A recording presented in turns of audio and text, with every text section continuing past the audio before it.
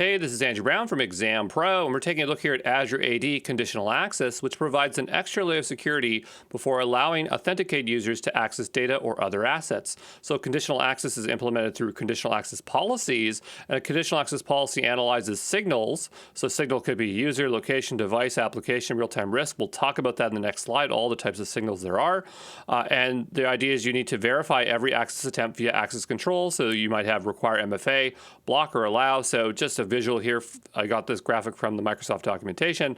The idea is you have your signals, so user and location, application, real-time risk, devices, and here we have our verification steps, right, to get access to our apps and data. So let's take a quicker or a closer look at signals. So signals is metadata associated with an identity attempting to gain access. And so some examples, or actually I guess the full list of signals that are possible with conditional access, starting with users or group membership. So policies target specific users and groups, including admin roles, giving admins fine-grained control over access. Then you can have signals that are named location or IP location information. So that's a range of IPs used when making policy decisions. So admins can opt to block or allow traffic from an entire country IP range as an example. For devices, users with devices of specific platforms or marked with a specific state can be used.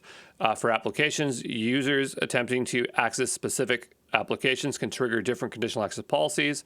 Real-time sign-in risk detection. So signals integration with Azure AD identity protection allows conditional access policies to identify risk sign-in behavior, and policies can then force users to perform password changes, MFA authentication to reduce the risk level, or block or they're blocked from access until administrator takes manual action. Then you have your cloud apps or cloud actions. So cloud apps or actions can include or exclude cloud applications or user actions that will be subject to policy.